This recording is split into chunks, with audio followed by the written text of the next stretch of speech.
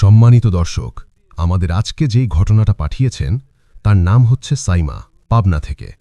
ঘটনাতে যেটা উল্লেখ করেছে সেটা হলো খুলনার শহরের এক পুরনো বাসাটায় নতুন ভাড়াটিয়া আসে রিয়াদ আর তার ছোট বোন মিথিলা।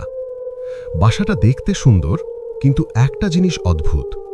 মিথিলার রুমে একটা বড় পুরনো আয়না, ফ্রেমটা কালচে, কাছে হালকা দাগ।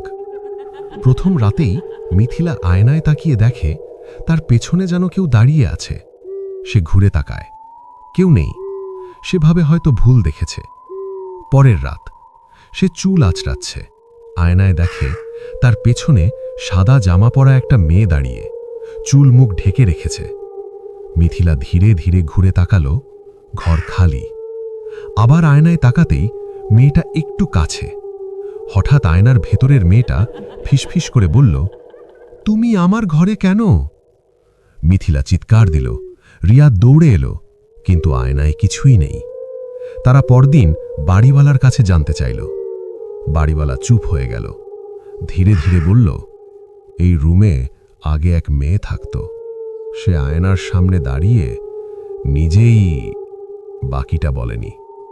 সেই রাত মিথিলা ঘুমোচ্ছে, হঠাৎ কাচের টোকা, টক টক টক। সে চোখ খুলে দেখে আয়নার ভেতরের মেয়েটা এখন আয়নার বাইরে দাঁড়িয়ে, তার বিছানার পাশে, মুখে ফ্যাকাশে হাসি। পরদিন সকালে রিয়াদ দরজা ভেঙে ঢুকে দেখে ঘর ফাঁকা, আয়নাটা ভাঙা, আর দেয়ালে লাল দাগ দিয়ে লেখা, এখন এটা আমার ঘর।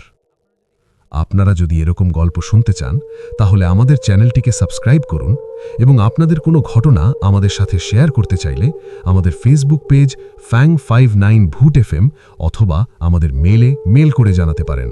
ধন্যবাদ।